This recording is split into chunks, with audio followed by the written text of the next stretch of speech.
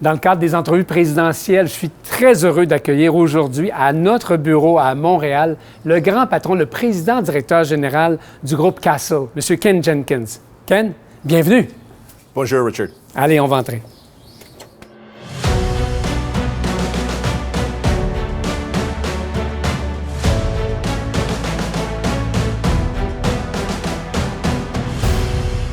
So 60th anniversary for Castle Building Center Group.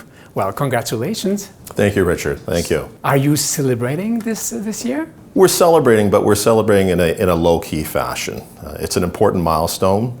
In fact, Castle at 60 years is, I think, one of the longest-serving buying groups right across this country. So we're proud to be at 60, but we've got a lot more in front of us. So why this humility? It's part of your DNA? That's part of our approach. We're completely focused on our shareholders. Not all of our shareholders would be celebrating a 60th. So this is really the group's achievement. But we want to maintain that our focus and our priority is delivering for our shareholders. If we go back in years, in 1963, the name Castle was not born yet. It was branded under the word bold. That was a great name, don't you think? BOLD, yes, 6 entrepreneurs in Ontario. BOLD is the acronym for Buying Organization of Lumber Dealers, so a very simplistic name. And BOLD carried from 1963 right through to 1982 when the Castle name was born. Castle name, it's a bit anachronic because you are a group of independent dealers, but the Castle is the symbol of bourgeois. How do you explain that? I think the marketing appeal of Castle was your home is your castle. And our members service homeowners right across the country. So they thought it to be a fitting marketing approach to rebrand the company. So if a home is a castle, does it mean that my wife is a queen or at least a princess? That's your doing, Richard. I'll leave that with you. When you arrived in this group in 2006, a guy named Pro Wiley was already there for, I think 12 or 13 years. What can you say about him?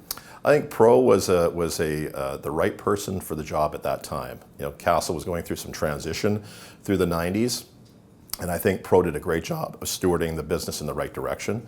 And as he came closer to the end of his tenure, I think the legacy that Pro wanted to leave was a strong organization. And so we've picked up on that and continue to nurture Castle forward. And you stay for a year of transition as VP along with him. Did you learn things with Pro? I think what I learned from Pro was maybe a little bit more of the retail element. I come from a manufacturing background. I'm very familiar with the supply channel in Canada. So I think that was a comfort zone for me. He exposed me more to the retail element of the business and what to expect in that retail relationship with many of our members. I don't want to play with words, but his name was Pro, and he developed a close relation with the contractors. Actually, he's the one who launches the Contractors Advantage magazine, I think in 1995, and you pursued in that direction. Is it okay to make a close relation between Castle Group and the professional side of our business? Contractor activity in Canada remains very, very strong in all market segments. The other piece that's helping Castle and our members is our business is rurally based. And we're seeing a lot of out-migration from major cities. Mm-hmm. And so that out-migration is fueling growth in many of those rural communities. People being able to work from home or work under different conditions is allowing them to get further away from urban centers. Further away from those urban centers is right where our Castle dealers are located. Mm-hmm. I think you are a very good observer about what are the threats, what are the opportunities. How do you see the industry at the present time in this post-pandemic era? You know, we've come off, Richard, the largest demand cycle that anybody can remember in the history of this industry. Yeah. A lot of challenges it created, but a tremendous amount of opportunity for our industry. Mm-hmm. So I don't see the industry currently under any form of internal threats. The threats to our industry are external. It's decision makers that are creating roadblocks in our ability to continue to move forward on construction. It's fiscal policy from our Bank of Canada. Significant housing shortages across Canada. So underlying all of the economic turbulence right now is true demand. Outside of that, you've got an aging housing stock in Canada. You know, during the pandemic, people finished the back deck. They finished the back fence. They did the things that were nice to do around the house. As our housing stock ages, we get into those renovations that are mandatory. Roofs need to be repaired, foundations, plumbing, all of those. So you've got real demand for housing, you've got an aging housing stock, and you have record immigration coming to Canada over the next 5 to 6 years. So you feel confident about our future? Extremely confident. And in fact, I look at 2023 and maybe early 24 as a reset year after the pandemic. We've come off of these incredible highs, but if I were to give you my crystal ball prediction, yeah. I would say by late 24, this industry turns around. And when it turns around, it's going to turn around and run for a very long time. I'm wondering, how come we arrived to that shortage of apartments? How come we are in that situation in this country? What are the main reasons? I think purely in many regions, just bureaucracy and red tape, slowing down the process of development. Mm-hmm. And unfortunately, it doesn't appear to at the three levels, even at the municipal level. Absolutely. So municipally, provincially, and federally. And the one statistic that I've followed for many years was housing starts. And housing starts was a pretty good indicator to as how the industry was performing. You now need to look at housing completions, because completions are really what are key to our success. So the housing start can go out 2 and 3 years now. But there's also a lack of construction workers. Do you see immigration as one of the solutions? I see immigration as one of the solutions. I also believe that we have not provided enough focus during the educational process of our kids to expose them to the trades.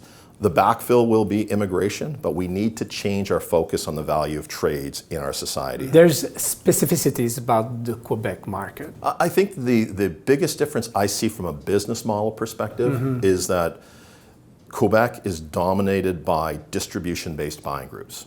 Every buying group that operates in this province operates from a distribution model or has a distribution model with corporate stores.